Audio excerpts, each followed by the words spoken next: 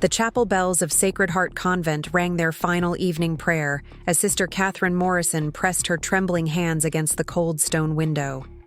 Beyond the iron bars, the Colorado Territory stretched endlessly toward freedom, painted in shades of amber and gold by the dying sun. In 12 hours, she would either be walking down an aisle in sacred matrimony or dragged back to these walls in chains of obligation. The choice that had been building in her heart for months would finally demand its answer. But before we jump back in, tell us where you're tuning in from. And if this story touches you, make sure you're subscribed, because tomorrow I've saved something extra special for you. 3 months earlier, Sister Catherine had believed her path was carved in stone, as permanent and unchanging as the mountain peaks that surrounded Sacred Heart Convent. She had entered these walls at 16, a frightened girl seeking refuge from a world that had shown her nothing but cruelty. Her father had died in a mining accident when she was 12, leaving her mother to struggle with 3 younger children and debts that multiplied like weeds after rain. When consumption claimed her mother 4 years later, Catherine had faced a choice between the streets and the convent. Mother Superior Agnes Whitmore had opened the heavy wooden doors with stern compassion, offering sanctuary in exchange for a lifetime of devotion. For 7 years, Catherine had found peace in the rhythmic certainty of convent life. Morning prayers at dawn, silent meals broken only by scripture readings, afternoons spent tending the herb garden that supplied medicines to the nearby town of Millbrook Valley. The routine wrapped around her like a warm blanket, protecting her from the chaos and heartbreak she had known in the outside world.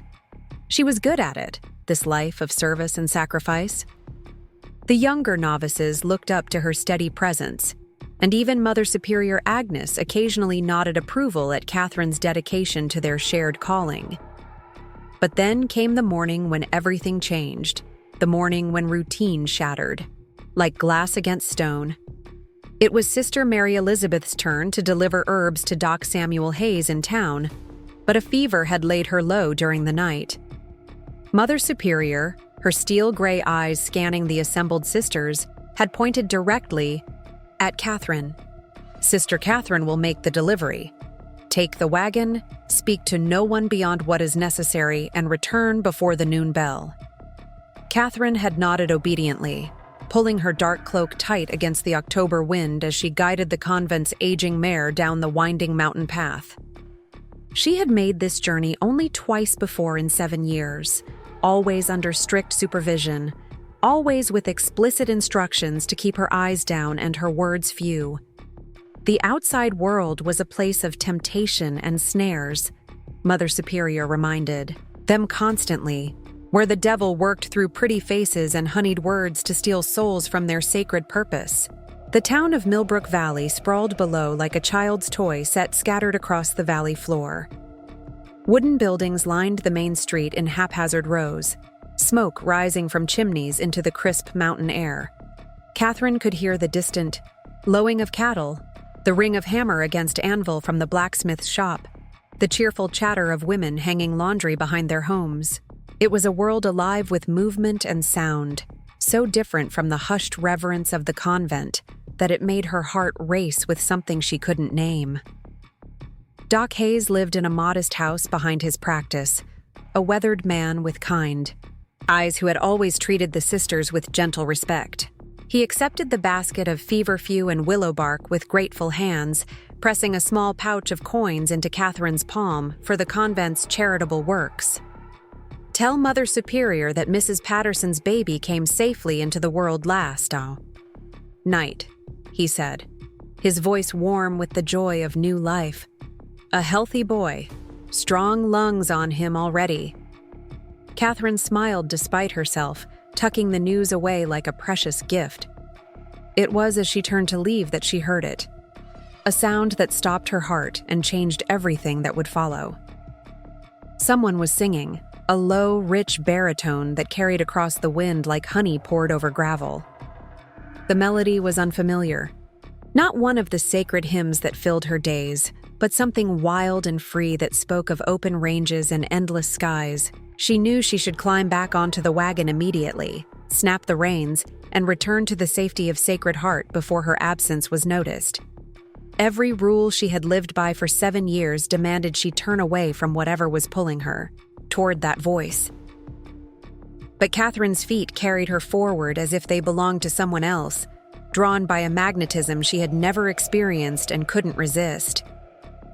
Behind Doc Hayes's house, a small creek ran clear and cold from the mountains, bordered by cottonwood trees that had turned brilliant yellow in the autumn chill. A man sat on a fallen log beside the water, his hat pushed back to reveal dark hair that caught the sunlight.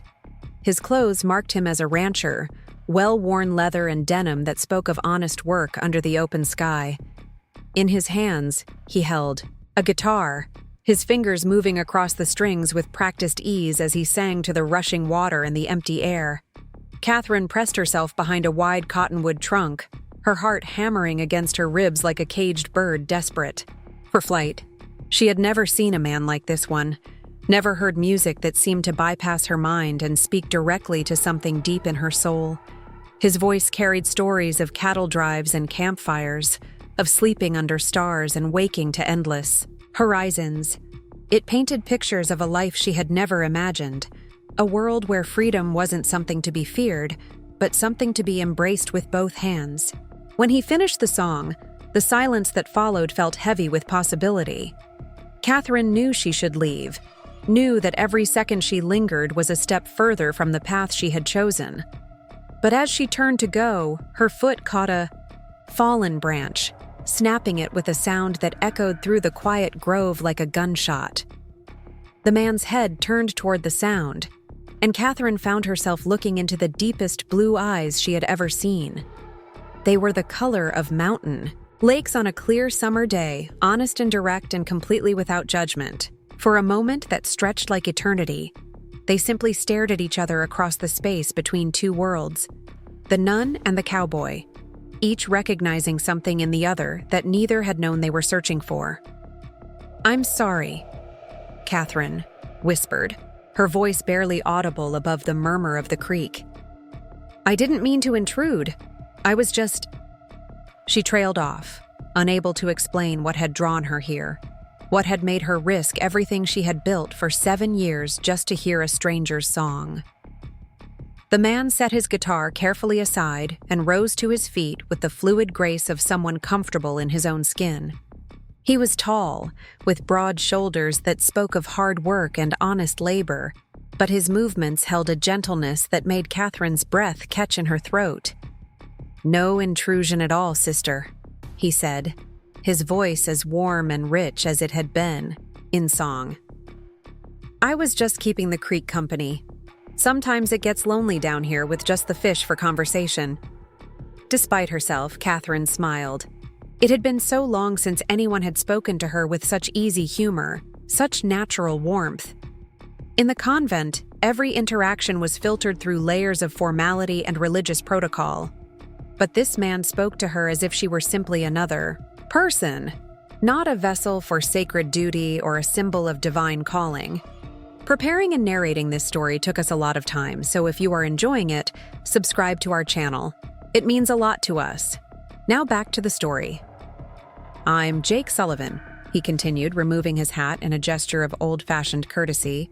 "I run cattle up on the North Ridge. Been coming down here to think when the weight of the world gets too heavy for my shoulders." "Sister Catherine?" she replied automatically, then caught herself. In all her years at the convent, she had never introduced herself by her given name to anyone outside those walls. It was always simply "sister" or "one of the sisters from Sacred Heart." But something about this moment, this place, this man, made her want to be Catherine again, not just the religious title she wore like armor. Jake tilted his head slightly, studying her face with those remarkable blue eyes. "Catherine's a beautiful name," he said simply. "Suits you better than just sister, if you don't mind my saying so." Catherine felt heat rise in her cheeks, a warmth that had nothing to do with the autumn sun filtering through the cottonwood leaves. No one had called her beautiful in 7 years, had spoken her name like it meant something beyond religious obligation. She should correct him, remind him of the proper forms of address. But the words died in her throat. "You have a gift," she said instead, nodding toward the guitar. "Your music. It's unlike anything I've heard." Jake's smile lit up his entire face, transforming him from merely handsome to something that made Catherine's heart skip beats like a stone across water. "Music's just stories, really. Stories about places I've been, people I've known, dreams I carry around like precious cargo. This one I was just singing. It's about a man who thought he knew what he wanted until he met someone who showed him what he actually needed." The weight of his words settled between them like a bridge neither had expected to build. Catherine knew she was standing at a crossroads, could feel the pull of two different futures stretching out before her like paths through an unmapped wilderness. One led back to the safety and certainty of Sacred Heart, to the life she had chosen and the vows she had made. The other led, where? Into unknown territory where songs carried more truth than prayers and blue eyes held promises she couldn't name. "I should go," she whispered, though her feet remained planted as firmly as the cottonwoods around them. "I'm expected back before noon." Jake nodded slowly, but his eyes never left her face. "Will you? Would you mind if I sang you one more song before you go? It's one my grandmother taught me, about a woman who was brave enough to choose love over fear. Seems fitting somehow." Catherine knew she should say no, should turn and walk away before whatever was happening between them grew too strong to resist. But she found herself nodding, found herself settling onto a smooth boulder near the creek as Jake picked up his guitar again. This song was different from the first, softer and more intimate, like a lullaby meant for grown hearts. Jake's voice wrapped around her like warm sunlight, telling the story of a woman who had spent her life in a tower, safe but alone, until love came calling and gave her the courage to climb down and discover what the world held for those brave, enough to reach for it. As the last notes faded into the mountain air, Catherine felt something inside her chest crack open like an egg, releasing feelings she had kept locked away for so long she had forgotten they existed. This wasn't just attraction, though she could no longer deny the way her pulse quickened when Jake smiled. This was recognition, the sudden understanding that she had been sleepwalking through life until this moment, going through the motions of living without ever truly being alive.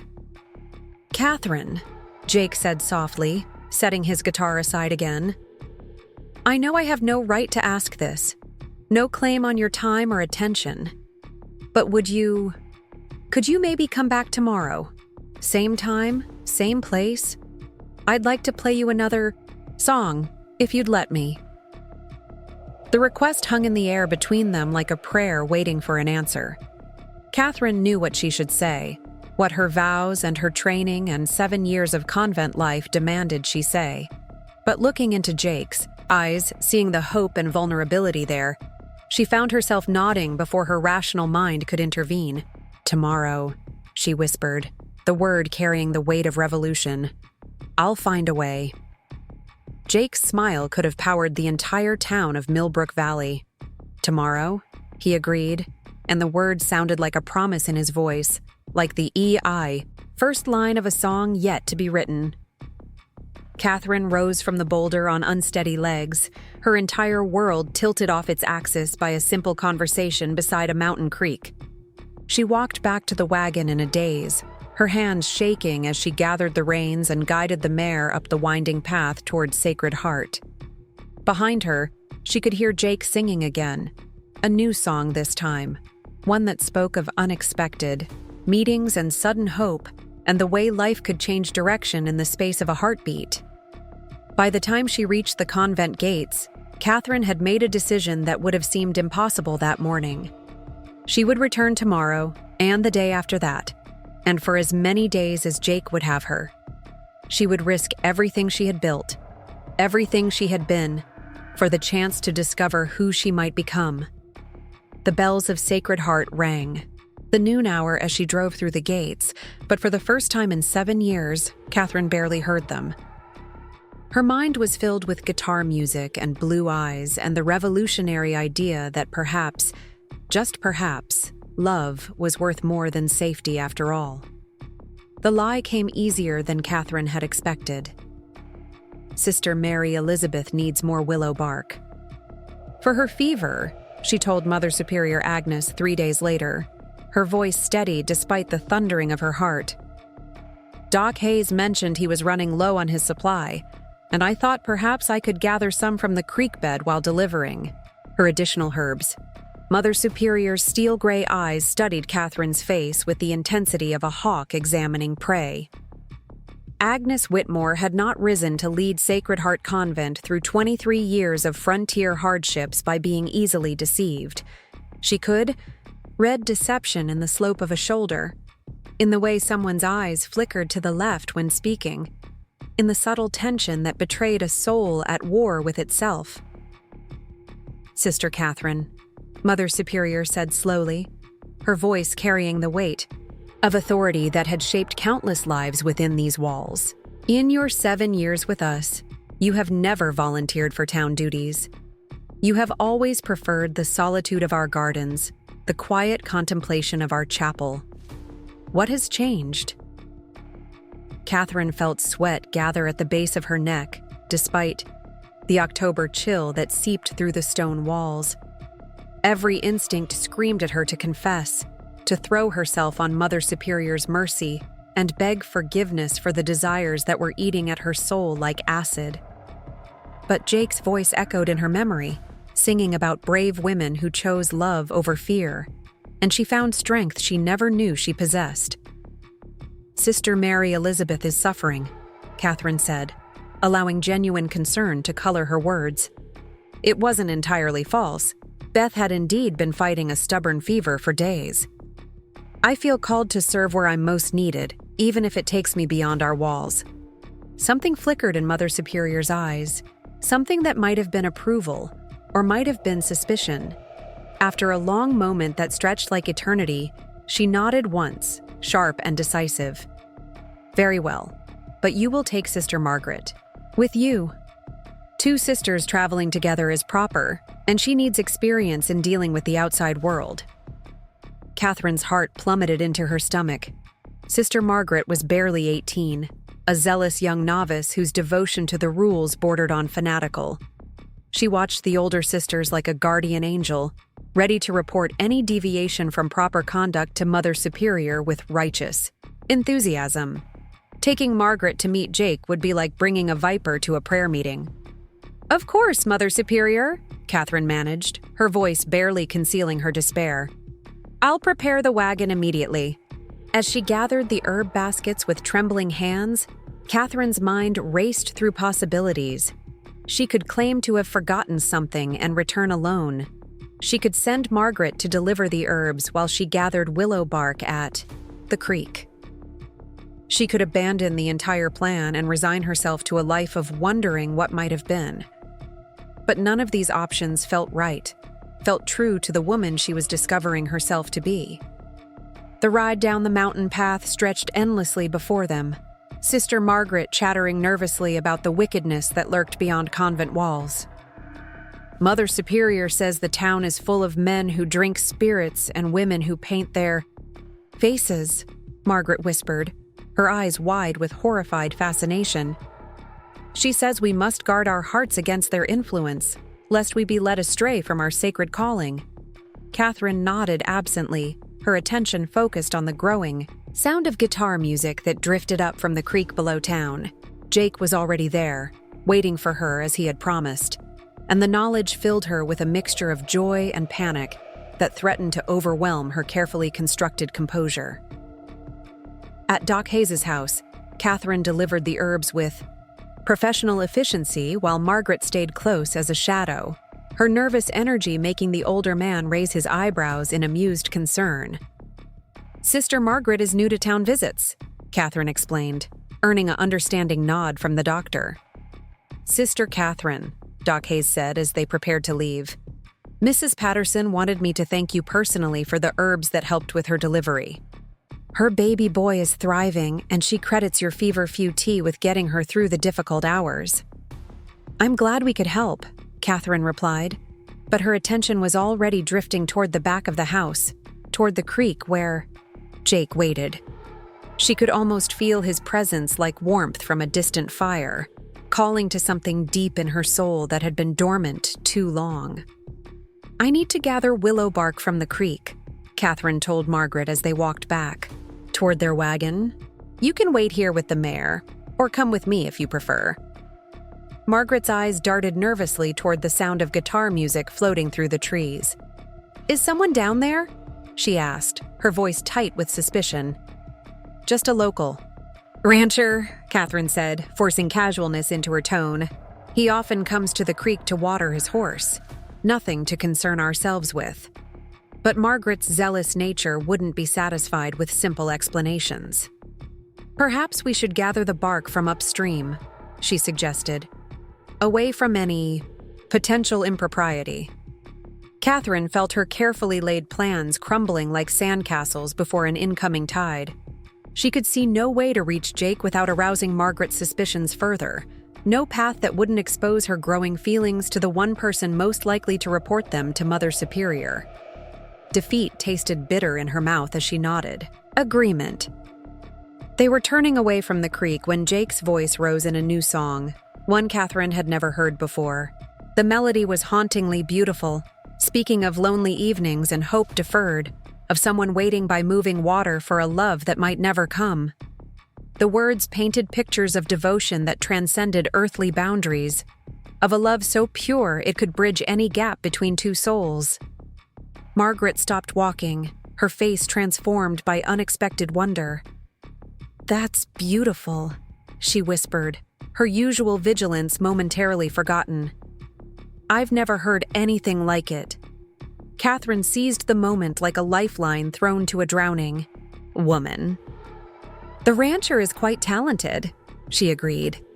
"Perhaps we could listen for just a moment before gathering our bark. Music is one of God's gifts, after all." Margaret nodded slowly, still entranced by the melody. Together, they moved quietly through the cottonwood trees until they reached the edge of the clearing where Jake sat by the creek. He looked up as they approached, his blue eyes finding Catherine's immediately, and she saw the question there, the confusion at her unexpected companion. "This is Sister Margaret," Catherine said softly as the song ended. "She's accompanying me today." "Jake?" Rose respectfully, removing his hat with the same courtesy he had shown Catherine. "Ma'am," he said to Margaret, then turned to Catherine. "Sister Catherine, I was hoping you'd come back." Margaret looked between them with dawning awareness, her zealous instincts beginning to overcome her musical enchantment. "You've met before?" she asked, her voice sharpening with suspicion. "Yesterday," Catherine admitted, knowing that any attempt at deception would only make things worse. "When I delivered herbs to Doc Hayes, Mr. Sullivan was here playing music." Jake Sullivan. He introduced himself to Margaret, his manner friendly but respectful. "I run cattle up on the North Ridge. Sister Catherine was kind enough to listen to an old song yesterday, and I promised to play her another if she returned." Margaret's eyes narrowed as she processed this information. Catherine could practically see the wheels turning in the young novice's mind, calculating the implications of planned meetings and promised songs. "We should gather our bark and return to the convent," Margaret said firmly. "Mother Superior expects us before evening prayers." But Jake, perhaps sensing the delicate nature of the situation, stepped forward with a smile that could have charmed. "Birds from trees." "Before you go, Sister Margaret, would you mind if I played that song again? I rarely have the pleasure of an audience that appreciates music the way you clearly do." Your face lit up like sunrise when you heard it. Margaret blushed deeply, unused to compliments from anyone, let alone handsome ranchers with voices like liquid gold. I suppose one more song wouldn't delay us too much," she stammered. Jake settled back onto his log and began to play, but this time, his eyes found Catherine's and held them as he sang. The song spoke of unexpected meetings and sudden recognition, of souls finding their missing pieces in the most unlikely places. It painted pictures of love that transcended worldly concerns, of devotion that could overcome any obstacle if both hearts were true. As the melody washed over them, Catherine felt the last of her defenses crumble like ancient walls finally surrendering to time. This wasn't merely attraction or the thrill of rebellion against her vows. This was recognition of something fundamental, the understanding that Jake Sullivan represented not just love, but the life she was meant to live, the woman she was meant to become. When the song ended, Margaret was openly weeping, her strict composure dissolved by the raw emotion in Jake's voice. "That was magnificent," she whispered. "Where did you learn to sing like that?" "My grandmother taught me," Jake replied, his eyes still locked with Catherine's. "She said music was the language God gave us when regular words weren't enough to express what our hearts needed to say." Margaret nodded reverently, clearly moved by the spiritual interpretation. But Catherine heard the deeper message in Jake's words, understood that he was trying to tell her something important without saying it directly in front of her companion. "We really should gather that willow bark," Catherine said reluctantly, though every fiber of her being wanted to stay in this clearing forever, listening to Jake's voice and losing herself in his impossible blue eyes. "Of course," Jake said, rising again. "I know where the best bark grows, upstream about a quarter mile. The trees there are older, more potent for medicinal purposes. Would you like me to show you?" Margaret looked uncertain, clearly torn between her duty to watch Catherine and her growing fascination with this unexpectedly spiritual rancher. "That's very kind," she said slowly, "but we shouldn't impose on your time."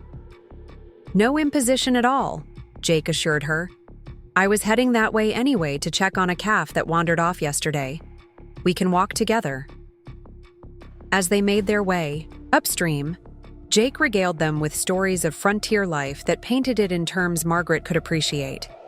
He spoke of God's handiwork in the vast mountain ranges, of finding peace in the rhythm of honest labor, of the simple faith that sustained him through long nights under endless stars. Catherine marveled at his ability to speak truth while carefully navigating around the deeper currents flowing between them. At the grove of ancient willows, Jake helped them gather the best bark with practiced efficiency, his hands occasionally brushing Catherine's as they worked.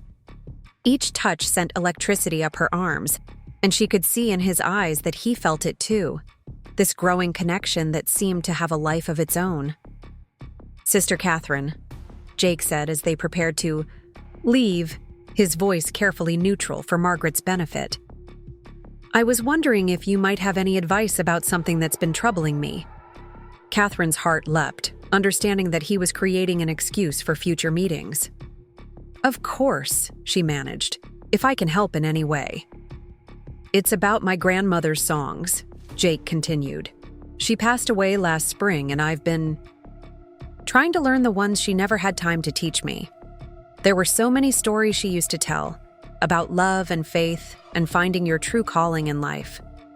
I thought perhaps someone with your spiritual wisdom might help me understand the deeper meanings." Margaret practically glowed with pride at being included in such a worthy endeavor. "Sister Catherine is very wise about spiritual matters," she said earnestly. "I'm sure she could help you understand your grandmother's teachings." "That's very kind of you to say," Catherine replied, shooting Jake a grateful look for his cleverness. "I'd be happy to discuss spiritual interpretations of music with you, Mr. Sullivan. Perhaps when we return next week to check on Sister Mary Elizabeth's recovery." "Next week would be perfect," Jake agreed, his smile lighting up the entire grove. "Same time, same place. I'll bring my grandmother's journal with her song lyrics and the stories behind them." As they walked back toward town, Margaret chattered excitedly about the spiritual significance of preserving family traditions and the importance of helping others understand God's messages in all forms of art. Catherine nodded and agreed at appropriate intervals, but her mind was spinning with the implications of what had just happened. Jake had found a way to see her again, a reason that even zealous Margaret couldn't question.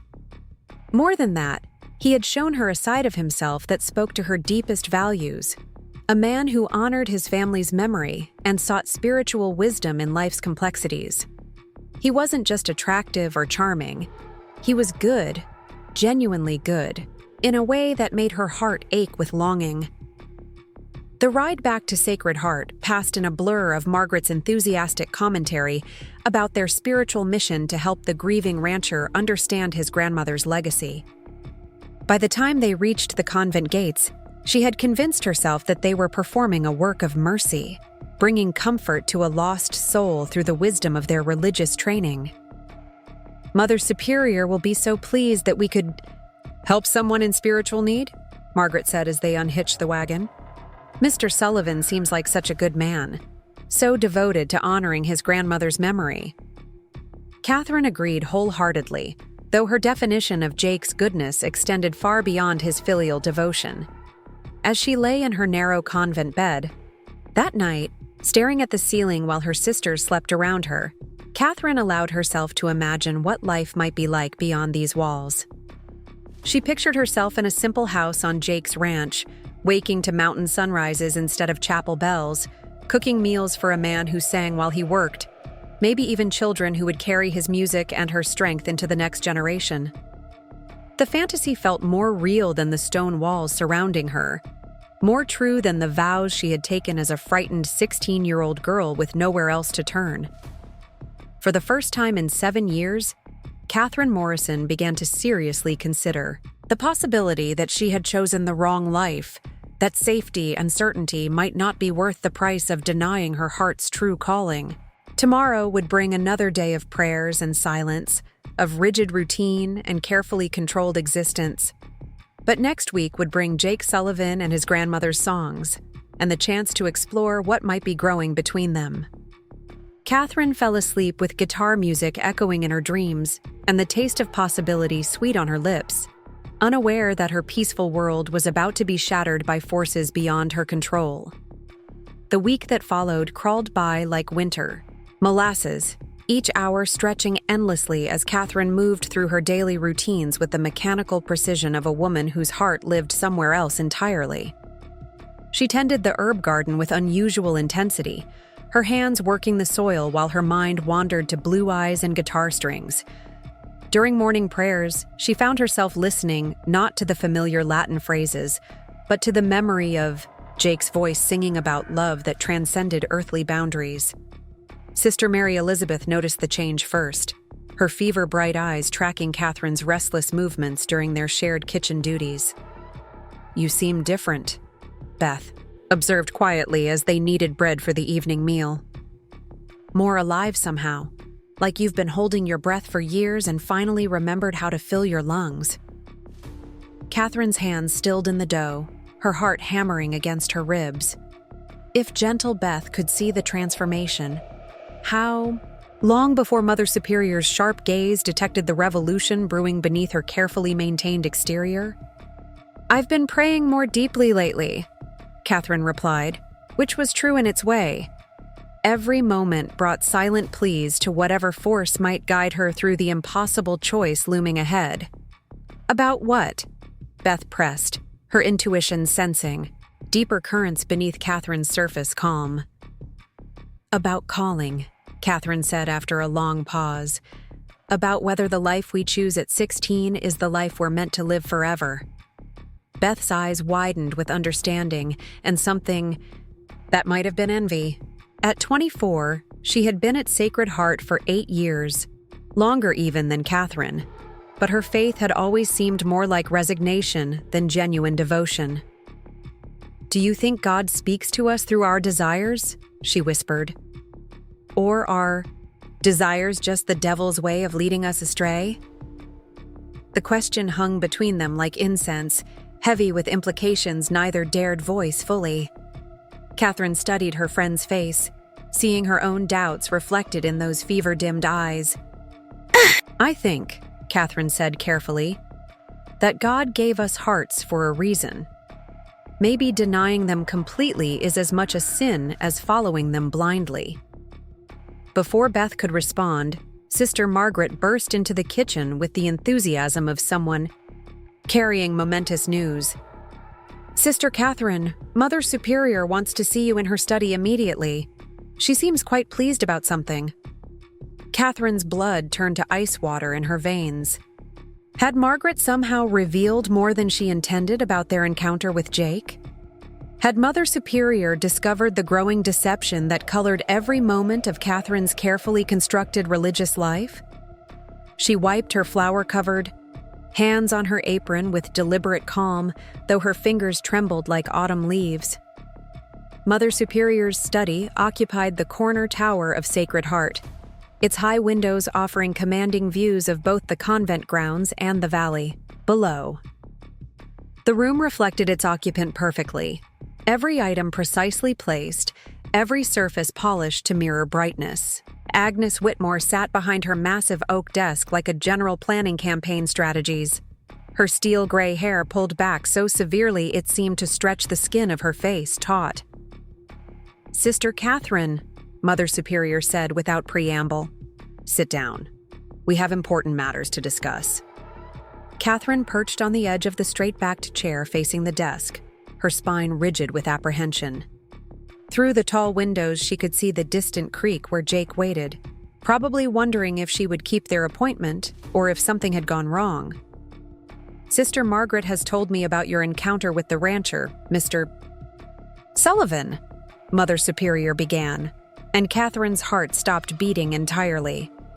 She was quite impressed with your spiritual guidance in helping him understand his grandmother's religious songs.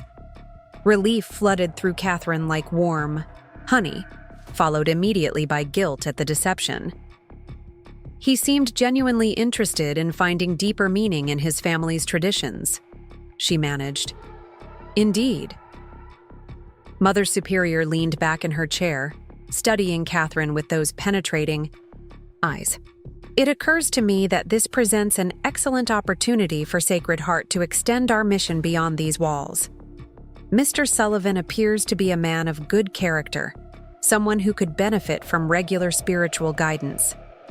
Catherine's mouth went dry as desert sand. "Regular guidance? I'm assigning you to minister to him weekly," Mother Superior announced, with the satisfaction of someone solving multiple problems with a single decision. "You will visit his ranch every Wednesday afternoon to discuss spiritual matters and provide religious instruction as needed. Sister Margaret will accompany you, of course, to ensure propriety." The room spun around Catherine like a child's top. This was everything she had hoped for and everything she feared, wrapped together in a package that threatened to destroy her with its impossible complications. Weekly visits to Jake's ranch meant countless hours in his presence, opportunities to explore whatever was growing between them. But with Margaret as constant guardian, any chance of genuine intimacy would be impossible. "Mother Superior," Catherine said carefully, "perhaps someone more experienced in theological matters would be better suited for such important work.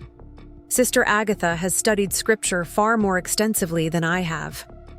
Agnes Whitmore's eyes narrowed slightly. "Sister Catherine, are you questioning my judgment in this assignment?" "Of course not," Catherine replied quickly. "I simply want to ensure that Mr. Sullivan receives the best possible guidance for his spiritual needs." "You will do perfectly well," Mother Superior said with finality. "Your gentle nature and practical wisdom are exactly what this young man requires. Besides, he specifically requested your continued assistance when he visited yesterday afternoon." Catherine's world tilted off its axis. "He visited here?" "Quite proper of him, really. He rode up to the main gate and asked to speak with me about arranging regular meetings to discuss his grandmother's spiritual legacy. A very respectful young man, well-spoken and clearly sincere in his desire for religious guidance. The image of Jake sitting in this very chair, charming Mother Superior while laying the groundwork for their secret meetings, filled Catherine with wonder and terror in equal measure.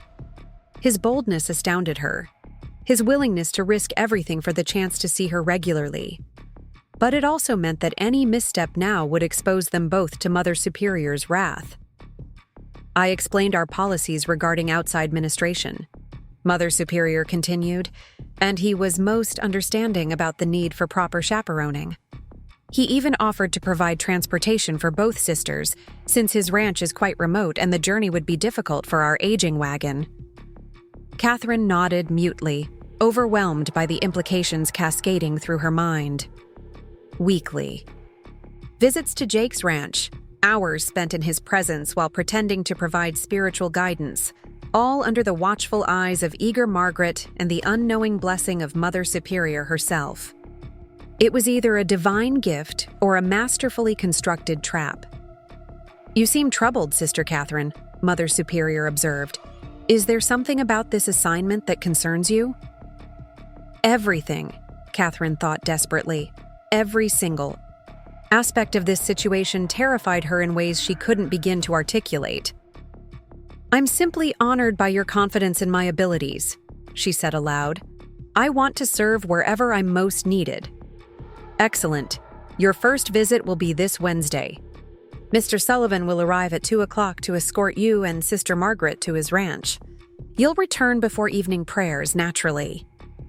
As Catherine walked back to the kitchen in a daze, her mind reeled with the magnitude of what had just occurred.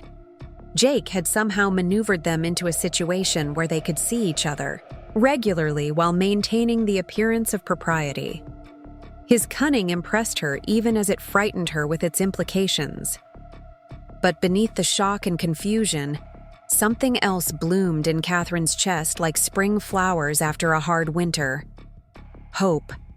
Pure, terrifying, intoxicating hope that maybe, somehow, there was a path forward that didn't require choosing between love and safety, between Jake and the only life she had known for 7 years.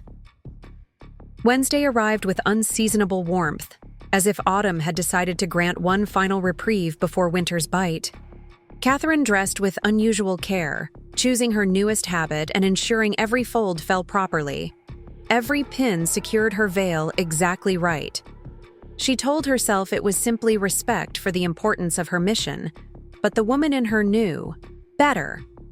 At precisely 2 o'clock, Jake Sullivan rode through the convent gates on a magnificent black stallion, leading 2 gentle mares saddled for the sisters' comfort. He wore his best clothes, dark trousers, and a crisp white shirt beneath, a leather vest that emphasized his broad shoulders. His hat was brushed clean of dust, and his boots gleamed like polished obsidian. Mother Superior herself came out to greet him, her stern face softening slightly as Jake dismounted with fluid grace and approached with his hat in his hands. "Mr. Sullivan, punctual as promised. I trust the journey down the mountain wasn't too difficult." "Not at all, ma'am," Jake replied, his voice carrying just the right mixture of respect and confidence. "Beautiful day for a ride, and these trails are some of the finest in Colorado territory. My horses could find their way blindfolded." Catherine and Margaret emerged from the main building, and Catherine felt her breath catch as Jake's eyes found hers. The connection between them crackled like lightning, invisible but unmistakable, and she wondered desperately if anyone else could feel the electricity in the air. "Sister Catherine, Sister Margaret," Jake said formally, offering each a respectful nod. "Thank you both for agreeing to help me understand my grandmother's legacy. It means more than I can express."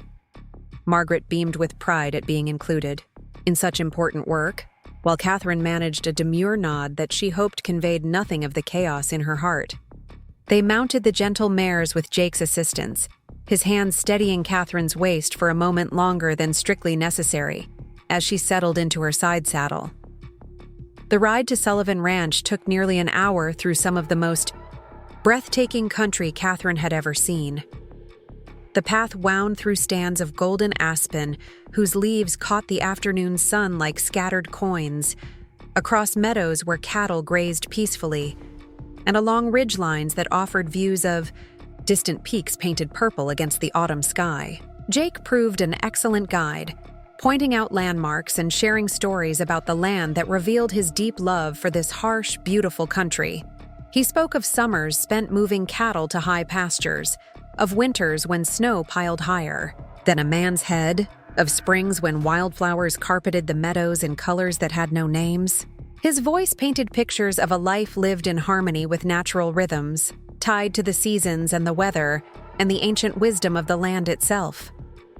"Your ranch is quite remote," Margaret observed as they rode. "Don't you find it lonely, living so far from town and neighbors?"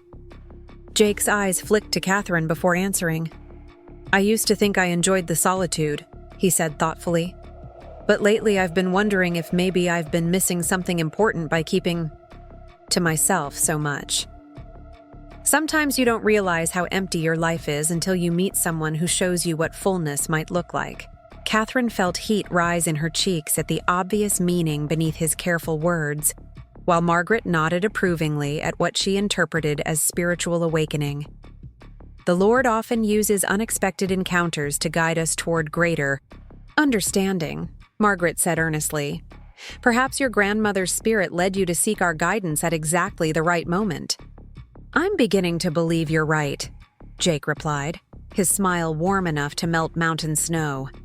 "Sometimes the most important things come disguised as simple coincidence." Sullivan Ranch sprawled across a natural bowl in the mountains, protected from harsh winds by ridges on 3 sides while opening to the south for maximum sunlight. The house itself was modest but well built, constructed of local stone and timber with a wide porch that promised cool evenings and endless views. Outbuildings scattered around the main house spoke of a working ranch, everything neat and well-maintained, despite the isolated location. "It's beautiful," Catherine breathed before she could stop herself, then caught Margaret's curious look and added, "God's handiwork is evident everywhere in this country." "Indeed it is," Jake agreed warmly. "My grandfather chose this spot because he said it felt like a place where heaven touched earth. I've never found reason to disagree with his assessment." He helped them dismount near the front porch, where a table and chairs had been arranged in the shade of the overhanging roof. A leather-bound journal lay open on the table beside a battered guitar case, both worn smooth by years of handling. "My grandmother's song collection," Jake explained, gesturing to the journal. "She wrote down every song she learned, along with the stories behind them and what she believed they meant.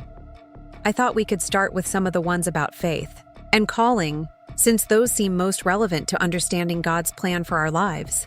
Catherine settled into one of the chairs, trying to ignore the way Jake's presence seemed to charge the very air around them with possibility. The journal lay open to a page covered in spidery handwriting, the ink faded but still legible. "Song," titles marched down the page like prayers. "When the heart finds home, love that conquers fear, the courage to begin again." "This one always puzzled me," Jake said, pointing to a song titled "The Caged Bird's Flight." "Grandmother said it was about a woman who spent years believing she belonged in captivity until love taught her that freedom was her birthright. I never understood what she meant about choosing safety over truth until recently." Margaret leaned forward eagerly, ready to offer theological interpretations. But Catherine found herself transfixed by the deeper implications of Jake's words. He was telling her something important, speaking directly to her situation while maintaining the pretense of spiritual discussion. "Perhaps," Catherine said carefully, "your grandmother was speaking about the difference between genuine calling and mere convenience. Sometimes we choose paths that feel safe rather than paths that lead to our true purpose." Jake's eyes met hers across the table, burning with intensity that made her heart race. "Exactly," he said softly. "The question is, how does someone know when it's time to trust their heart instead of their fears?" The afternoon stretched before them like an unwritten song, full of possibility and danger in equal measure. Catherine knew she was walking a tightrope between duty and desire, between the life she had chosen and the life that called to her like music on the wind. But for the first time in 7 years, she felt truly alive, every nerve ending singing, with the electricity of Jake's presence and the promise of whatever might unfold between them. As Jake opened his grandmother's journal and began to read the first song aloud, Catherine closed her eyes and let his voice wash over her like benediction. Whatever came next, whatever price she might have to pay for these stolen moments of connection. She knew she would treasure this afternoon forever. Sometimes the most important choices couldn't be made with the mind alone. Sometimes the heart had to lead the way, even into unknown territory where maps offered no guidance and only faith could light the path ahead. The weeks that followed blurred together like watercolors bleeding into each other, each Wednesday bringing Catherine closer to a precipice she could no longer pretend didn't exist. The ranch visits had become the axis around which her entire world revolved. 7 days of anticipation followed by a few precious hours in Jake's presence, then 7 more days of memory and longing that threatened to consume her from within. Jake's grandmother's journal became their shared language, a code that allowed them to speak truths too dangerous for direct conversation. They discussed songs about following your heart's true compass, while Margaret nodded approvingly at the spiritual metaphors, never suspecting that every word carried personal meaning for the two souls falling deeper in love across the safe distance of a wooden table. But distance, Catherine discovered, could be more torturous than proximity. To sit so close to Jake that she could count the laugh lines around his eyes, to hear his voice wrap around words that seemed meant specifically for her, to catch the scent of sage and leather that clung to his clothes, all while maintaining. The facade of dispassionate religious instruction required strength she hadn't known she possessed. "This song speaks of transformation," Jake said during their 5th visit, his finger tracing lines in his grandmother's spidery handwriting. She wrote that sometimes God asks us to shed our old skin like a snake, to become something entirely new even when the process feels like dying. Catherine's breath caught as she read the verse he indicated. What seems like death is birth, what feels like loss is gain. When love demands we choose between safety and becoming whole again. The words might have been written specifically for her situation, for the impossible choice that grew more urgent with each passing day. "Transformation requires courage," Catherine replied, her voice barely steady. "The willingness to step into the unknown when everything familiar calls us back to safety." Margaret had grown comfortable with their theological discussions, often dozing in her chair during the longer sessions while autumn sunshine warmed. The ranch house porch. Her trust in Catherine's spiritual judgment, combined with Jake's careful presentation of their meetings as purely religious instruction, had lulled her into a complacency that made more intimate conversation possible. It was during one of Margaret's peaceful slumbers that Jake finally spoke the words that had been building between them for weeks, like pressure behind a dam. "Catherine," he said softly, using her given name for the first time since that afternoon. "By the creek? I can't pretend anymore that this is just about my grandmother's songs." Catherine's heart hammered against her ribs like a caged bird desperate for flight. They had been dancing around this moment for weeks, speaking in metaphors and hidden meanings. But the direct acknowledgement of what lay between them changed everything. "Jake," she whispered, glancing nervously at Margaret's sleeping form. "We can't. This isn't." "I know what you're going to say," Jake interrupted gently. "You've made vows. You have obligations. People depend on you. But Catherine, when I look at you, I see someone who's been sleepwalking through life, going through the motions of living without ever truly being alive." His words cut too close to truths she had been avoiding, accusations she had whispered to herself in the darkest hours of the night when honesty was the only companion brave enough to visit. "My life at the convent isn't meaningless," she protested, but even as she spoke the words, they felt hollow as dried corn husks. "I didn't say meaningless," Jake corrected. "I said incomplete, like a song with half the verses missing, or a garden that only blooms in black and white when it was meant to bloom in every color of creation." Catherine felt tears gathering behind her eyes, hot and insistent as summer rain. "What are you asking me to do? Walk away from everything I've known? For 7 years? Abandon people who depend on me? Break vows I made before God?" Jake leaned forward in his chair, his blue eyes intense with conviction. "I'm asking you to consider that maybe those vows were made by a frightened girl who chose safety over truth. I'm asking you to think about whether the God who created love would really want you to deny it completely. I'm asking you to imagine what your life could be if you chose courage over fear." The words hung between them like a bridge spanning two different worlds, an invitation to step from the known into the unknowable. Catherine stared at Jake's face, memorizing every line and shadow, knowing that her next words would determine the course of both their lives. "If I were to consider such a thing," she said slowly, each word carefully chosen, "what would that look like? How does someone leave a life they've known for 7 years?" Jake's smile blazed like sunrise over the mountains. "We'd have to be careful, plan everything perfectly. But Catherine, I've been thinking about this for weeks. There's an old mission chapel about 20 miles north of here, abandoned but still consecrated ground. Father McKenna from town could marry us there, quietly, without fanfare." "Father McKenna would never perform such a ceremony," Catherine protested. "He knows I'm bound by religious vows." "I've spoken with him," Jake admitted, his cheeks coloring slightly. Hypothetically, of course. He said that vows made under duress, or vows that prevent someone from following God's true calling for their life, aren't binding in the eyes of heaven. He'd need to speak with you personally, understand your heart, but he's not opposed to the idea. Catherine's world tilted sideways as she processed this information. Jake hadn't just been dreaming about their future together, he had been actively planning for it, laying groundwork for a life she had barely dared imagine. The revelation terrified and thrilled her in equal measure. "When?" she whispered, the word escaping before her rational mind could stop it. "This Sunday," Jake replied. "Immediately. During the hours when the convent observes silent contemplation and you wouldn't be missed. We could ride to the chapel, exchange vows, and be back before evening prayers. No one would ever know until we chose to tell them."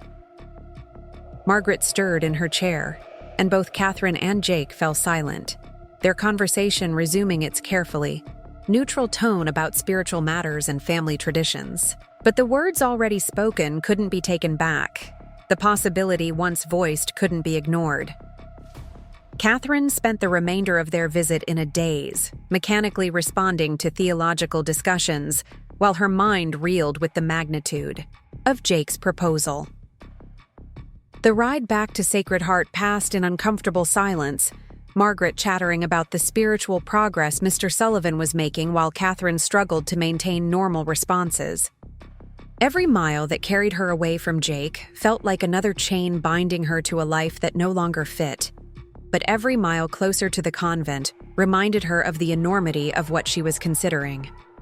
That night, Catherine lay sleepless in her narrow bed, staring at the ceiling while her sisters breathed peacefully around her.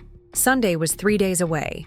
3 days to make a decision that would alter the fundamental nature of her existence. She could choose safety, remain within these familiar walls where routine and obligation provided structure and purpose. Or she could choose love, step into the unknown with Jake Sullivan, and trust that whatever came next would be worth the risk. Thursday brought no clarity, only deeper turmoil as Catherine moved through her daily duties like a woman underwater. Friday was worse, her distractions so obvious that even gentle Sister Mary Elizabeth commented on her unusual behavior. By Saturday evening, Catherine felt as though she might shatter from the pressure of carrying such a momentous secret. It was Sister Mary Elizabeth who provided the catalyst for Catherine's final decision, approaching her after evening prayers with eyes bright with fever and determination. "I know something's troubling you," Beth said without preamble. "You've been walking around like a ghost for days, going through the motions but not really present." Catherine started to deny it, but Beth held up a hand to stop her protests. "I also know it has something to do with the rancher, Mr. Sullivan. I've seen the way you look when you return from those visits, like someone who's been allowed to glimpse paradise before being dragged back to earth." "Beth, I can't discuss." "You don't have to discuss anything," Beth interrupted gently.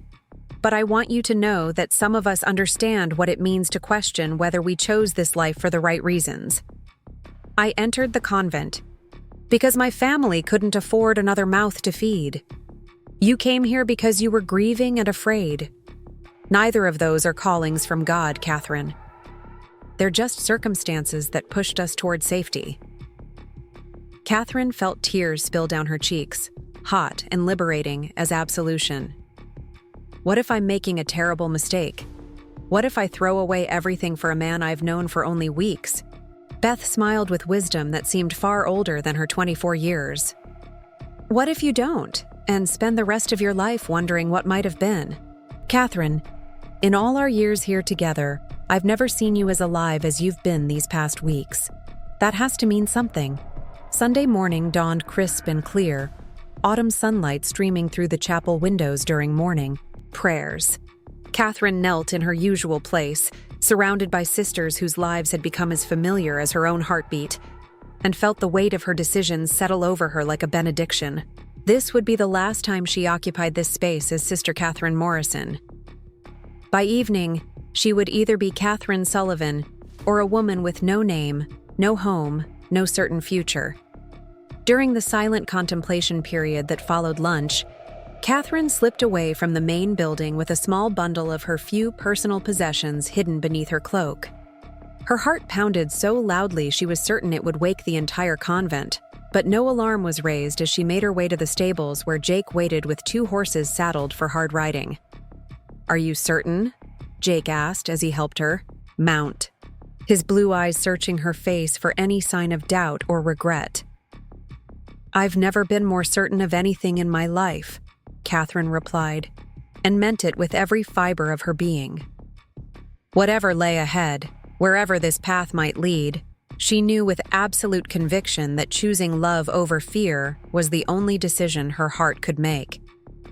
The ride to the abandoned mission chapel took them through country. Catherine had never seen wild and beautiful terrain that seemed to exist outside the normal boundaries of the world. Jake had packed supplies for a brief honeymoon in a cabin he maintained for winter range work, a small sanctuary where they could begin their married life away from prying eyes and questions they weren't ready to answer. Father McKenna waited at the chapel with the patient dignity of a man who had overseen countless unions between souls brave enough to choose love despite impossible odds.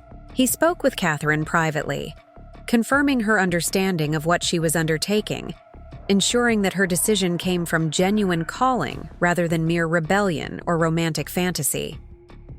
"Marriage is a sacrament," the priest explained, his weathered hands gentle as he blessed the simple gold band Jake had somehow procured. "When 2 souls unite in genuine love, they become something greater than either could be alone. I believe what you and Mr. Sullivan share is blessed by the Almighty, regardless of what earthly authorities might say." The ceremony itself was brief but profound, words spoken in a chapel where decades of prayers had soaked into the very stones. Catherine felt no sense of betrayal or abandonment as she exchanged vows with Jake, only a deep rightness that seemed to resonate in her bones. This was what she had been created for, this joining of hearts and lives and futures. When Jake kissed her for the first time as her husband, Catherine understood what his grandmother's songs had tried to teach about transformation and rebirth. She was no longer Sister Catherine Morrison, bound by vows made in fear and desperation. She was Catherine Sullivan, a woman who had chosen love over safety and found her true calling in the process. The scandal that erupted when Mother Superior discovered Catherine's disappearance 3 days later rippled through Millbrook Valley like wildfire. Some condemned her as a fallen woman who had abandoned sacred duty for carnal desire. Others, particularly those who had seen the life gradually returning to her eyes during the weeks of ranch visits, quietly celebrated her courage to choose authentic love over hollow obligation. Sister Mary Elizabeth, when questioned about her friend's motivations, simply smiled and said that Catherine had finally learned to follow her heart's true compass. Sheriff Ben Carter, pressured to pursue charges of some sort, declared that a Woman choosing her husband over institutional demands wasn't a matter for law enforcement. Even Doc Hayes, when asked his opinion, noted that he had never seen anyone bloom like a flower finding sunlight the way Catherine had during her final weeks at the convent. Mother Superior Agnes Whitmore arrived at Sullivan Ranch exactly 1 week after the wedding, her carriage raising dust clouds that could be seen for miles across the valley. Catherine watched her approach from the kitchen window, where she was learning to cook meals for a working man, her hands steady despite the confrontation she knew was coming. "Sister Catherine," Mother Superior said coldly when Jake escorted her onto the porch where Catherine waited. "You will gather your things immediately and return to Sacred Heart. This foolishness has gone far enough." "My name is Catherine Sullivan now," Catherine replied calmly, her voice carrying a strength that surprised them both. "And this isn't foolishness, Mother Superior. This is the life I was meant to live." "You made vows before God," Agnes Whitmore snapped, her composure cracking slightly. "Sacred promises that cannot be broken on a whim." "I made vows before God when I was 16 and terrified," Catherine corrected. "Promises extracted from a child who thought safety was more important than truth. But I made different vows last. Sunday, Mother Superior. Vows that came from my heart instead of my fear." The argument that followed was intense but brief, Agnes Whitmore's authority meeting the immovable force of a woman who had finally learned her own worth. In the end, there was nothing the Mother Superior could do except issue threats of eternal damnation that fell on deaf ears, and promises of consequences that held no power over someone who had already chosen her path. "You'll regret this," Mother Superior said as she prepared to leave, her final weapon the one she had always used to control frightened girls. "When the novelty wears off and you realize what you've thrown away, you'll come crawling back to Sacred Heart begging forgiveness." Catherine smiled with the serene confidence of a woman who had found her true calling. "Mother Superior, I've spent 7 years sleepwalking through life, going through the motions of existence without ever truly living. I'll never regret waking up." As the carriage disappeared down the mountain path, Jake wrapped his arms around his wife and held her close while she wept tears that were equal parts grief for the life she was leaving behind and joy for the life stretching ahead. The woman who had once been Sister Catherine Morrison was gone forever, transformed into someone new and whole and brave enough to build a future on love rather than fear. The seasons turned as they always had, but Catherine's life moved to new rhythms now. She learned to manage a ranch house, to cook for cowboys during roundup season, to tend injuries and offer comfort to anyone who needed it. The skills she had developed at the convent served her well in this new life, but they were enhanced now by genuine joy in her calling. Jake taught her to ride like a true ranch woman, to read weather patterns in the mountain clouds, to find peace in the vast silences that stretched between the peaks. Catherine taught him that love could be both passion and friendship, that two people could build something together that was stronger than either could create alone. When their first child was born 18 months later, a daughter with Jake's blue eyes and Catherine's quiet strength, they named her Hope Catherine Sullivan. She would grow up knowing that her mother had chosen love over fear, courage over safety, and that sometimes the most important decisions couldn't be made with the mind alone. On Sunday mornings, instead of chapel bells, Catherine woke to the sound of her husband's voice singing while he worked, melodies that spoke of love and choice, and the endless possibility that opened when someone finally learned to trust their heart. The songs his grandmother had left him became part of their family's legacy, stories about transformation and rebirth that would be passed down to children who would never doubt that love was worth any risk, any sacrifice, any leap of faith required to claim it. Years later, when traveling missionaries occasionally stopped at Sullivan Ranch, they would find Catherine Sullivan tending her garden or teaching her children, a woman so obviously fulfilled and content that it challenged every assumption they might have made about duty and calling. Some still whispered that she had abandoned her sacred vows for worldly pleasure, but anyone who spent time in her presence could see the truth that Mother Superior Agnes Whitmore had never understood. Catherine hadn't abandoned her calling. She had finally found it. In choosing love over fear, Jake over safety, and courage over convention, she had discovered the life she was meant to live.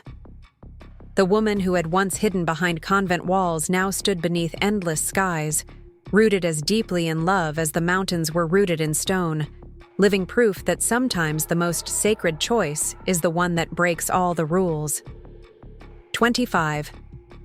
Years had weathered the mountains around Sullivan Ranch like time itself, carving deeper lines into the ancient peaks while leaving their essential strength unchanged. Catherine Sullivan stood on the wide porch she and Jake had expanded 3 times to accommodate their growing family, watching the sunset paint the Colorado sky in shades of gold and crimson that still took her breath away after all these years. Her hair, once hidden beneath a nun's veil, now showed silver threads that caught the evening light like spun platinum. Lines mapped the corners of her eyes, each one earned through laughter and tears, seasons of plenty and years of hardship that had tested but never broken the foundation she and Jake had built together. At 51, Catherine carried herself with the quiet confidence of a woman who had learned that courage was not the absence of fear, but the willingness to act despite it. The ranch had prospered beyond their wildest dreams, growing from Jake's modest cattle operation into one of the most respected spreads in 3 counties. But the true measure of their success wasn't counted in head of cattle or acres under fence. It lived in the sound of children's laughter echoing from the barn where their youngest son was teaching his cousins to rope fence posts, in the comfortable silence that settled between husband and wife who still found new things to discover about each other after decades of marriage. Hope Catherine Sullivan, now 23, and the image of her mother with her father's startling blue eyes, emerged from the house carrying a tray of coffee and fresh-baked apple pie. She had inherited Catherine's gentle strength and Jake's musical gift, though she expressed it through the fiddle rather than guitar. Her engagement to Doc Hayes' son had been announced just last month, a union that promised to keep the next generation rooted in the valley that had given their parents sanctuary. "Mama," Hope said, settling the tray on the porch table where her parents took their evening coffee when weather permitted. "Mrs. Henderson stopped by this afternoon while you were in town. She said there's a new family moving into the old Morrison place, refugees from some trouble back east. The woman's expecting her 4th child and doesn't have much in the way of supplies." Catherine smiled, recognizing the gentle way her daughter presented requests for charity. Hope had grown up watching her mother extend hospitality to anyone who needed it, had learned that true wealth was measured in what you could give away rather than what you could accumulate. "I'll put together a basket tomorrow morning," Catherine replied. "Perhaps some of the preserves we put up last autumn, and there's still yarn left from the sheep shearing if she needs to knit baby clothes." Jake's voice drifted across the yard as he finished his evening inspection of the stock, singing one of his grandmother's old songs about home and belonging. At 54, he moved with the careful deliberation of a man whose body carried the accumulated aches of decades spent working the land, but his voice remained as rich and warm as mountain honey. Catherine felt the familiar flutter in her chest that his singing still provoked, the same response that had first drawn her to Murphy's Creek all those years ago. "He's teaching little Samuel the words to When the Heart Finds Home," Hope observed, following her mother's gaze to where Jake knelt beside their 4-year-old grandson. The boy's serious face concentrated on learning the melody that would become part of his own legacy. "Samuel's got a good ear for music. Might be the next Sullivan to carry on Grandpa's tradition." Catherine nodded, watching her husband's patient instruction of the next generation. Jake had proven as gifted a teacher as he was a rancher, sharing not just songs, but the stories behind them, the wisdom his grandmother had woven into melodies that spoke of love and loss, courage and redemption. Their own children had grown up understanding that music was more than entertainment. It was the language the heart used when ordinary words weren't sufficient. "Mrs. Patterson mentioned something else," Hope continued, her voice carefully neutral. in the way that warned Catherine important news was coming. She said Mother Superior Agnes passed away last week. Pneumonia, according to Father McKenna.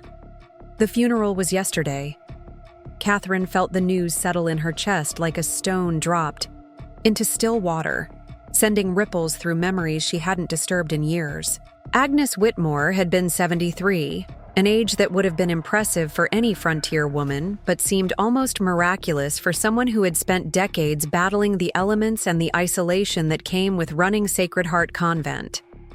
"I should have visited her," Catherine said quietly, though even as she spoke the words, she knew they weren't entirely true. The woman who had been Sister Catherine Morrison might have felt obligated to seek reconciliation, but Catherine Sullivan had learned that some chapters of life were meant to stay closed. "We parted badly, and I regret that she died without understanding why I made the choices I did."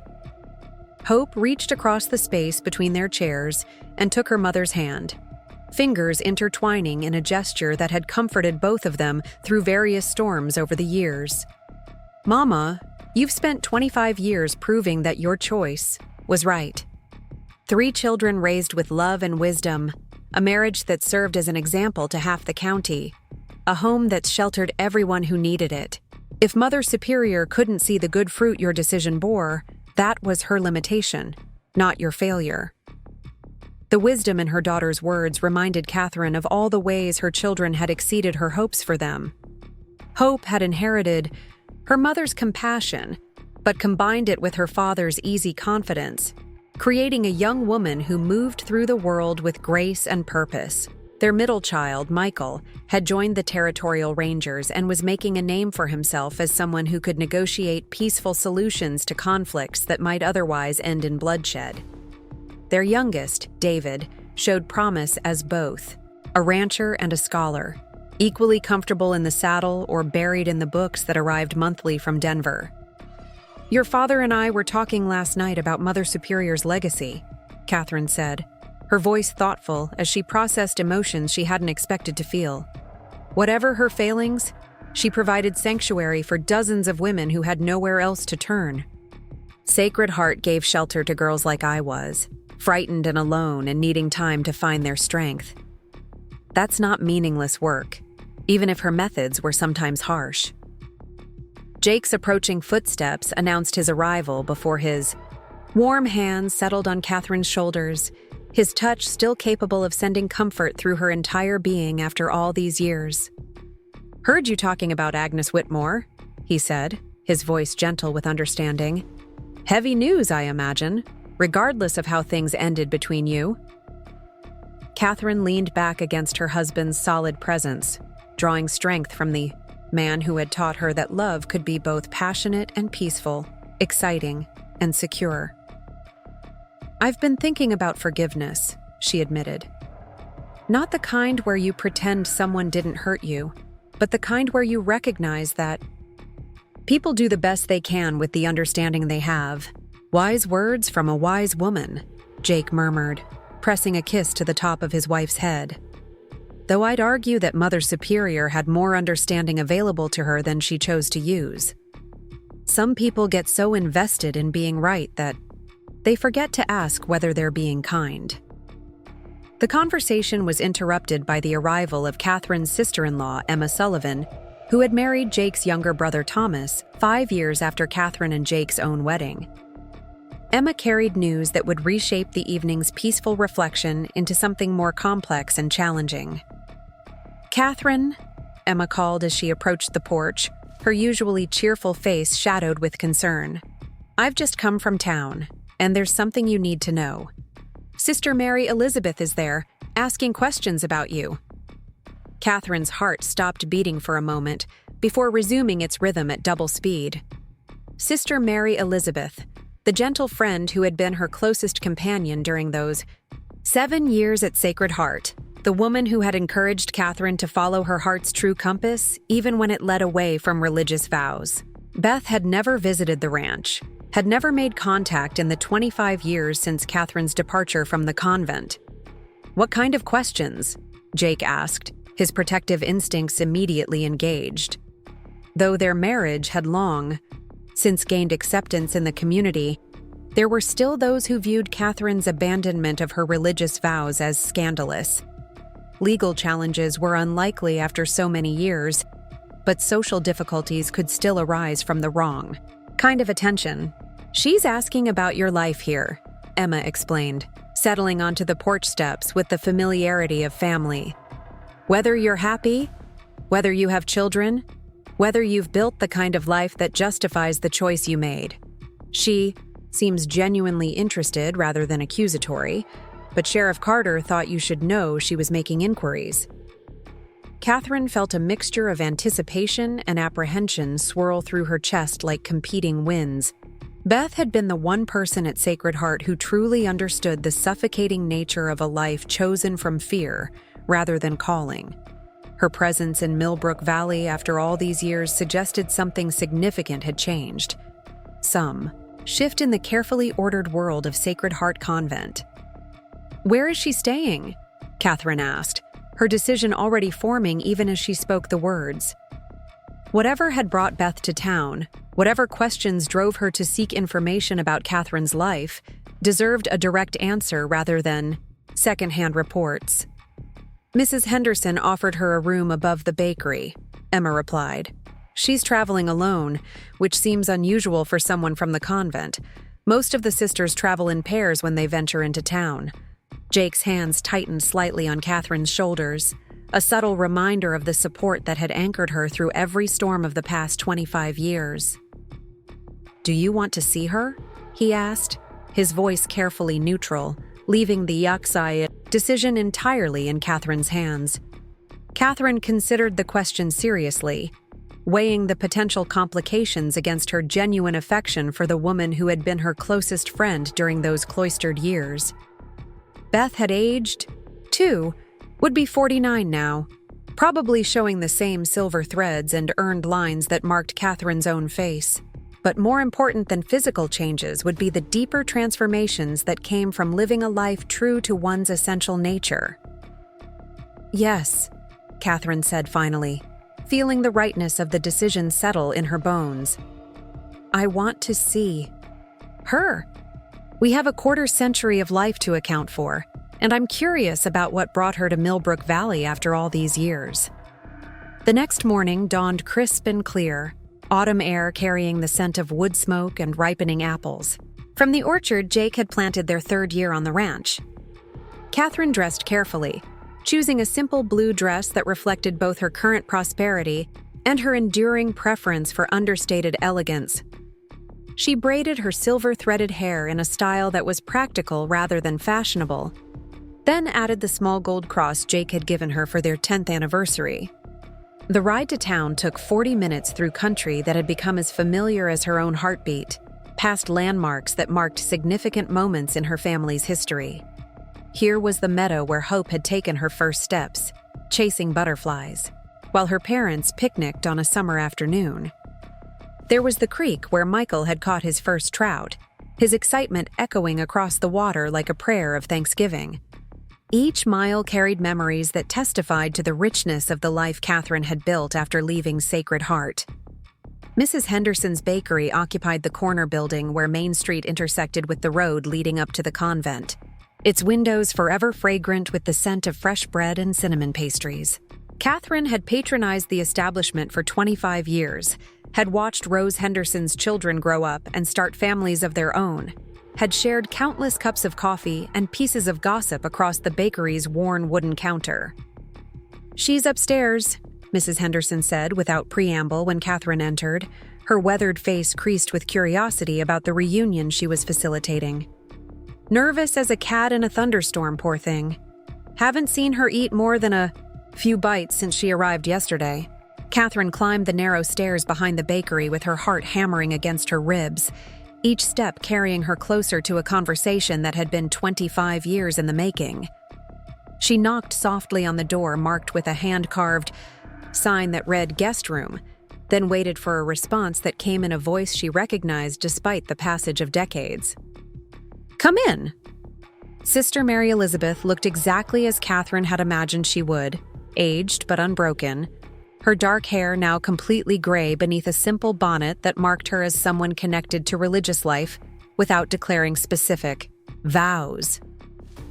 She wore a plain brown dress that was well made but unremarkable, the kind of clothing that would allow her to move through the world without drawing unwanted attention. "Catherine," Beth breathed, rising from her chair beside the small window that overlooked Main Street. You look wonderful. Happy. Content in a way you never were at Sacred Heart." "Beth." Catherine stepped forward and embraced her old friend, feeling the familiar comfort of someone who had known her during her most uncertain years. "It's so good to see you. But what brings you to Millbrook Valley after all this time? Surely not just curiosity about my domestic arrangements." Beth smiled with an expression that combined nostalgia with something that might have been envy. "Actually, that's exactly what brought me here. Catherine, I left Sacred Heart 3 months ago. After 31 years behind those walls, I finally found the courage to ask the same questions you asked at 26. The revelation hit Catherine. Like a physical blow, her legs suddenly unsteady beneath her. Beth had been the most dedicated of all the sisters, the one who seemed genuinely called to religious life rather than driven to it by circumstance. If someone like Beth could question her vows after 3 decades, what did that say about the life Catherine had abandoned? "What happened?" Catherine asked, settling into the chair across from her friends. "What changed after all these years?" Beth's laugh held equal measures of joy and regret. "Nothing changed, and that was the problem. I woke up one morning and realized I was 59 years old, and I had never once in my entire adult life made a choice based on what I wanted, rather than what I thought I should want. I had spent 3 decades being a good sister, following every rule, accepting every assignment, and I couldn't remember the last time I had felt genuinely alive." Catherine felt tears gather in her eyes as she recognized the echoes of her own younger struggle in Beth's words. "Where will you go? What will you do? Starting over at 49 is different from starting over at 26. "That's why I came here," Beth admitted, her voice gaining strength as she spoke. "I wanted to see what became of the woman brave, enough to choose love over safety, to understand whether the life you built justified the risks you took. Catherine, I've spent 25 years wondering if I should have had your courage." The weight of being someone else's measure of success settled on Catherine's shoulders like a familiar burden. She had never considered that her choice might inspire others, that the life she and Jake had built together might serve as proof that love was worth any risk required to claim it. "My life hasn't been perfect," Catherine said carefully, wanting to offer hope without creating unrealistic expectations. "Jake and I have faced hard times, years when the cattle died and the crops failed, and we wondered how we'd feed our children. We've buried friends, weathered storms that threatened everything we built, argued about money and parenting and all the mundane challenges that test any marriage." "But were you happy?" Beth asked urgently. "Even during the difficult times, did you feel like you were living the life you were meant to live?" Catherine considered the question seriously, reviewing 25 years of marriage with the honesty that deep friendship demanded. She thought of mornings when she woke beside Jake and felt grateful for another day in his company, of evenings when their children gathered around the dinner table and filled the house with laughter and argument in equal measure. She remembered the satisfaction of helping neighbors through crises, the joy of watching her children discover their own gifts and callings, the deep contentment that came from building something lasting with the man she loved. "Yes, Catherine," said finally, the word carrying the weight of absolute certainty. "Even during the hardest times, especially during the hardest times, I knew I was exactly where I belonged. Beth, choosing Jake wasn't just about choosing love over safety. It was about choosing to become who I really was instead of who I thought I should be." Beth nodded slowly, tears streaming down her cheeks with the relief of someone who had carried a burden for decades, only to discover it could be safely set down. "I've accepted a position as a teacher in Denver," she said. "A boarding school. For girls whose families can't provide proper education. It's not marriage and children, but it's mine, chosen freely rather than accepted from desperation." "That's wonderful," Catherine said, meaning it completely. "Beth, you don't have to follow my path exactly to find your own happiness. The important thing is making choices that honor who you really are instead of who others expect you to be." They talked through the afternoon, sharing stories and memories that bridged the quarter-century gap between their last conversation and this unexpected reunion. Beth told Catherine about the changes at Sacred Heart, how Mother Superior's death had led to reforms that gave the sisters more freedom to explore their individual callings within religious life. Catherine shared stories of her children's accomplishments, of the challenges and rewards of ranch life, of the deep satisfaction that came from building a marriage based on mutual respect and genuine partnership. As evening approached, and Beth prepared to catch the stage that would carry her toward her new life in Denver, she took Catherine's hands in her own and spoke words that would echo in both their hearts for years to come. "Thank you," Beth said simply, "for having the courage to show the rest of us that we could choose differently, for proving that love was worth the risk, that happiness was worth fighting for. Catherine, you didn't just save yourself when you left Sacred Heart. You saved everyone who came after you by showing us what was possible." Catherine hugged her friend one final time, feeling the completion of a circle that had begun 25 years earlier beside Murphy's Creek. "We all have to find our own way, Beth, but I'm grateful we found ours." The ride back to Sullivan Ranch took Catherine through the same familiar country, but everything looked different now, touched with the golden light of understanding. She had spent 25 years building a life with Jake, creating a family and a legacy that would endure long after both of them returned to the mountains that had given them sanctuary. But she had never fully grasped the broader impact of her choice, the way her courage had rippled outward to touch lives she never knew she had influenced. Jake was waiting on the porch when she arrived, his guitar across his knees as he played one of his grandmother's songs about women brave enough to trust their hearts. He looked up as Catherine dismounted, his blue eyes still capable of making her pulse quicken after 25 years of marriage. "How did it go?" he asked, setting the guitar aside to help her with her horse. "She's choosing courage over fear," Catherine replied, leaning into her husband's embrace. "Finally, after all these years, she's choosing to live instead of just existing." Jake nodded with the satisfaction of a man who understood the transformative power of authentic choice. "Your example showed her what was possible. That's quite a legacy, Mrs. Sullivan."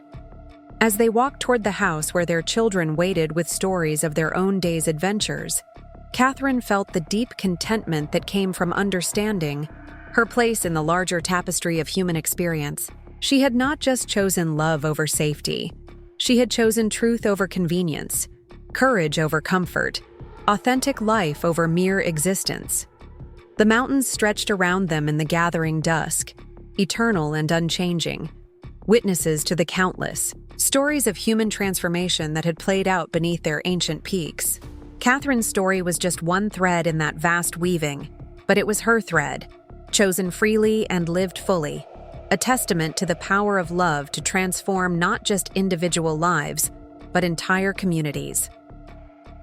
Behind them, the lights of Millbrook Valley began to twinkle like earthbound stars, each one representing a family, a dream, a choice made in hope rather than fear. And somewhere in that constellation of human possibility, the legacy of Catherine Sullivan's courage continued to inspire others to trust their hearts, to choose love over safety, and to believe that the most important decisions could never be made with the mind alone. The winter of Catherine's 55th year brought snows deeper than anyone in Millbrook Valley could remember, drifts that buried fence posts and turned the familiar landscape into an alien world of white silence. For 3 months, the Sullivan family found themselves effectively cut off from town, dependent entirely on their own resources and the stockpiles Jake's careful planning had accumulated over decades of mountain living. It was during those isolated months that Catherine discovered something profound about the life she had built. Trapped in the ranch house with her husband, their youngest son David, who was home from his studies in Denver, and Hope's family, including baby granddaughter Rose, Catherine found herself surrounded by the kind of abundance that had nothing to do with material wealth.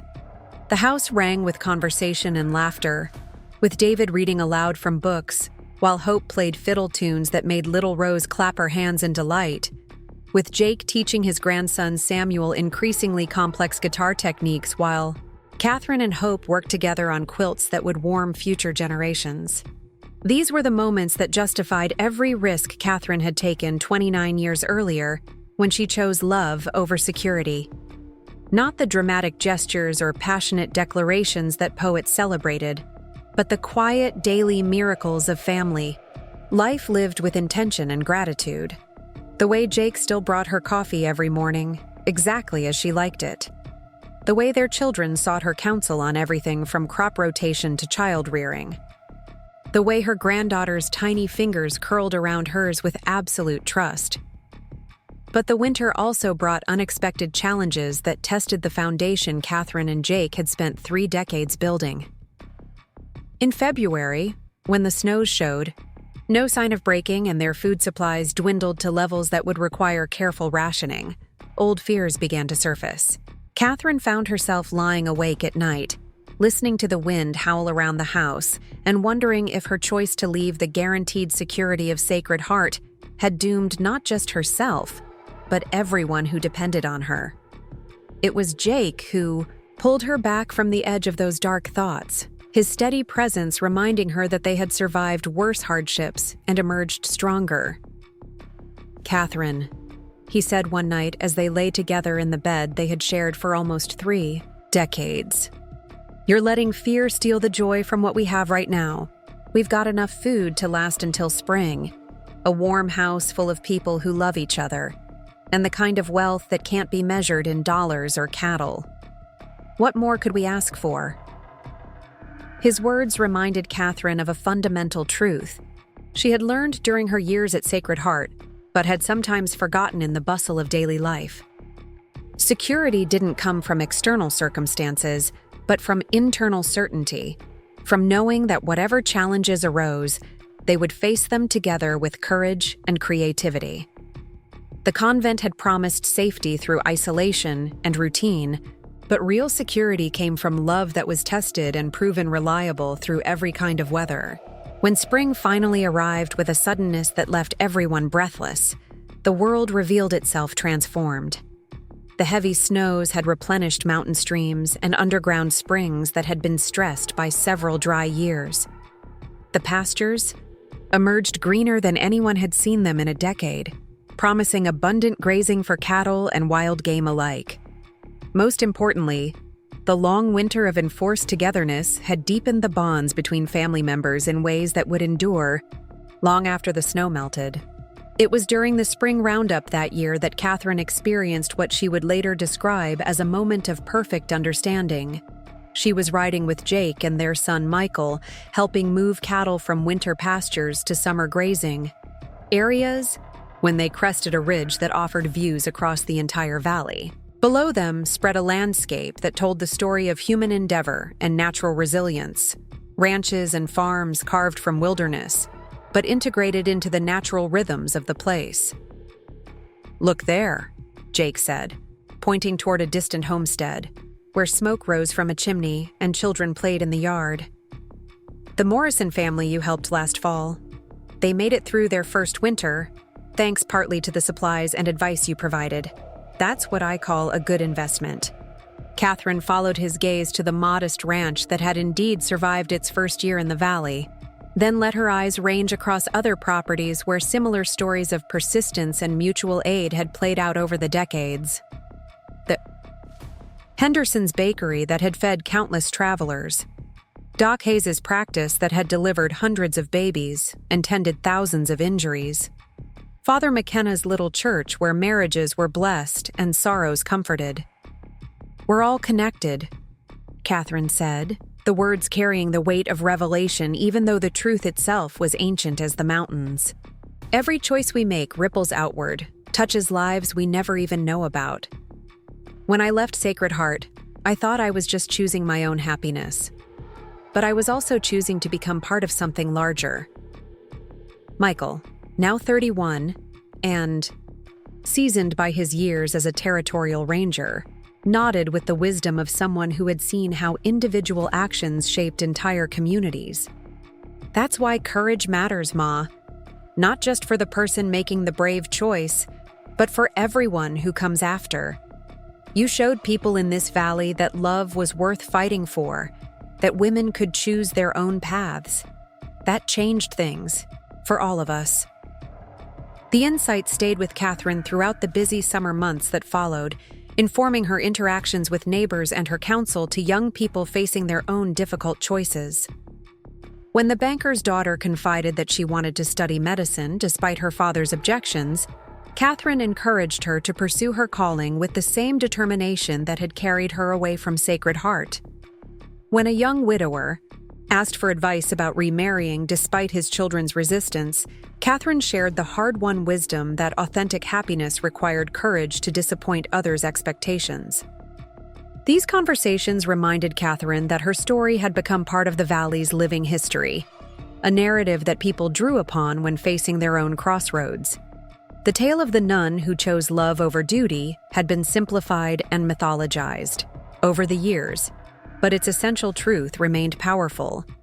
That authentic life required the willingness to risk everything for the chance to become who you were meant to be. As autumn painted the aspen groves gold and crimson, Catherine received a letter that would add new complexity to her understanding of legacy and influence. The correspondence came from Denver, written in the careful script of someone unaccustomed to informal communication, and bore the signature of Mother Superior Victoria Henley, Agnes Whitmore's successor at Sacred Heart Convent. Mrs. Sullivan, the letter began, I hope this correspondence finds you and your family well. I am writing to request a meeting that I believe would benefit both of us and perhaps heal wounds that have festered too long between our communities. Catherine read the formal words with growing amazement as Mother Superior Victoria outlined a proposal that would have been unthinkable during Agnes Whitmore's rigid administration. The new leadership at Sacred Heart wanted to establish a school for girls in Millbrook Valley, an institution that would provide education for daughters of ranching families who had no access to formal learning beyond what traveling teachers could provide during winter months. Your reputation as an educator and community leader suggests that you would be an ideal partner in this endeavor, the letter continued. I would be honored to discuss the possibilities with you and to extend the formal apology that should have been offered years ago for the way your departure from our community was handled. The letter represented a transformation Catherine had never imagined possible. Acknowledgement from the institution she had left in secrecy and shame that her choice had been valid, her contributions to the community valuable despite their unconventional origins. More than personal vindication, it offered an opportunity to bridge the gap between religious and secular education, to create something that honored both faith and freedom. Jake found her on the porch that evening, the letter still in her hands, as she watched the sunset paint the peaks in shades of rose and gold. Important news? He asked, settling into his familiar chair beside hers. Catherine handed him the letter without comment, watching his face as he read the formal proposal that could reshape her role in the valley's future. When he finished, Jake set the paper aside and took her hand in his calloused fingers tracing the wedding ring he had placed there 30 years earlier. What do you think? He asked, his voice carefully neutral in the way that told Catherine he wanted her to reach her own conclusions without influence from his preferences. I think, Catherine said slowly, that this might be the completion of something that began the day I met you by Murphy's Creek. I left Sacred Heart because staying there would have meant denying who I really was. But maybe I can work with them now to create something that honors both faith and freedom, tradition and progress. The meeting with Mother Superior Victoria took place on a crisp October morning at the Old Mission Chapel, where Catherine and Jake had been married 3 decades earlier. Victoria Henley proved to be a woman in her 40s, practical and forward-thinking in ways that Agnes Whitmore had never been.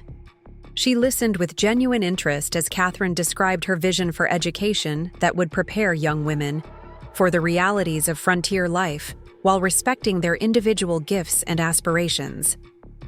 "What you're describing sounds like a school that would serve God by serving His children," Mother Superior Victoria said thoughtfully. "Not by confining them to narrow roles, but by helping them discover their unique callings and develop the skills to pursue them effectively." They spent hours discussing curriculum and philosophy, finding common ground in their shared commitment to developing young minds and nurturing individual potential. By the end of their conversation, they had outlined a partnership that would establish the Millbrook Valley Academy for Girls, an institution that would combine Sacred Heart's resources with Catherine's practical wisdom and community connections. The school opened the following spring in a building constructed specifically for the purpose, funded jointly by the convent and contributions from ranching families throughout the region. Catherine served as headmistress, bringing to the role 3 decades of experience in managing complex households, educating children, and navigating the challenges of frontier life. The curriculum included traditional subjects like reading and arithmetic, but also practical skills like animal husbandry and basic medicine, artistic pursuits like music and painting, and most importantly, the kind of critical thinking that would enable young women to make informed choices about their futures. On the Academy's opening day, Catherine stood before her first class of 12 girls ranging in age from 8 to 16, seeing in their eager faces the same hunger for knowledge and opportunity that had driven her own choices decades earlier. Some would choose marriage and family, others might pursue careers in teaching or medicine or business. A few might even feel called to religious life, but they would make that choice from strength rather than desperation, understanding rather than ignorance. Education, Catherine told her students that first morning, is not about learning what others expect you to think. It's about developing the tools to think for yourself, to ask important questions, and to have the courage to live according to your own authentic answers. The Academy flourished beyond anyone's expectations, drawing students from across Colorado, territory, and eventually attracting teachers who had trained at prestigious Eastern institutions. Within 5 years, it had gained a reputation as one of the finest schools west of the Mississippi, known for producing young women who combined intellectual rigor with practical competence and moral courage. But the true measure of the Academy's success wasn't found in test scores or graduation rates. It lived in the letters Catherine received from former students who had gone on to become doctors and teachers, ranchers and business owners, wives and mothers who approached their chosen roles with confidence and creativity. Each success story represented a life lived with intention rather than default, a young woman who had learned to trust her own judgment and pursue her authentic calling. As Catherine entered her 60th year, she often reflected on the unexpected ways her choice to leave Sacred Heart had continued to generate consequences 3 decades later. What had begun as a single act of personal courage had rippled outward to touch hundreds of lives, creating opportunities and possibilities that extended far beyond anything she could have imagined when she first heard Jake's voice singing by Murphy's Creek. The ranch remained the center of her world, the place where she and Jake continued to build their life together with the patience and skill that came from long practice. Their children had grown into adults who carried forward the values their parents had modeled, creating families and careers that added to the community's strength and stability. Their grandchildren were growing up in a world where women's choices were broader and more respected, where love was valued over mere security, where courage was rewarded rather than punished. On a warm evening in late summer, as Catherine and Jake sat on their porch watching their latest grandchild take his first wobbly steps across the yard, she felt a deep satisfaction that had nothing to do with personal achievement and everything to do with understanding her place in the larger story of human progress. "Do you ever wonder what would have happened if I had stayed at Sacred Heart?" Catherine asked, her question carrying more curiosity than regret. Jake considered the hypothetical seriously. as he always did when Catherine posed philosophical questions that had no definitive answers. "I think," he said finally, "that you would have found a way to serve others, because that's who you are at heart. But I don't think you would have been happy, and unhappy people can't give their best to anyone, no matter how good their intentions." His words reminded Catherine of a truth she had discovered through decades of experience, that authentic service required authentic living, that the greatest gift anyone could offer the world was the full expression of their genuine self. By choosing love over safety, courage over comfort, truth over convenience, she had become capable of contributions that would have been impossible from within the confines of a life chosen from fear. As the stars emerged overhead and the sounds of evening settled around them, Catherine felt the deep peace that came from understanding that her life had mattered, that her choices had made a difference not just for herself, but for countless others who had been touched by the ripple effects of her courage. The woman who had once hidden behind convent walls now sat beneath infinite skies, surrounded by the abundant evidence of a life fully lived.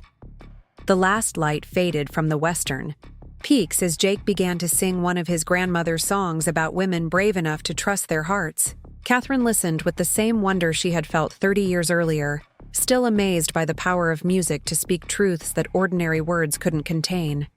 The melody carried across the valley like a prayer, a benediction on all the choices that had led to this moment of perfect contentment.